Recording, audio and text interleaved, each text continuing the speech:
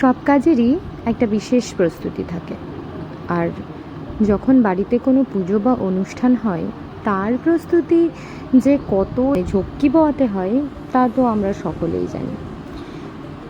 বিকেল থেকে সন্ধে পর্যন্ত চলেছে বাজার করা। আমি আর আমার বর দুজনেই বাজার থেকে ফল, তারপরে দশকর্মা, এই সমস্ত বাজার সেরে ফিরেছি। এখন প্রায় বাজে 11:45। আমি এই যে আলপনা দিচ্ছি, ছোট্ট ছোট্ট পা এঁকেছি। আমার ছোট্ট ছোট্ট লক্ষ্মীর পা আঁকতে খুব ভালো লাগে। লোকনাথ পুজোর জন্য এখন রাত্রেবেলা অন্তিম পর্বের প্রস্তুতি চলছে। ওখানে আমার বর ঠাকুর রং করছে।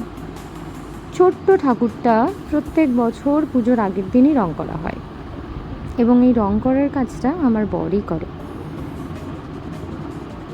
রং করা শেষ হলে আমরা আজকের মতো সব কাজ শেষ করে ঘুমাতে যাব। কালকে সকাল সকাল উঠতে হবে, কালকে পুজো। পুজোর কোনো কাজ করতে আমার সত্যি বলতে কোনো ক্লান্তি আসে না।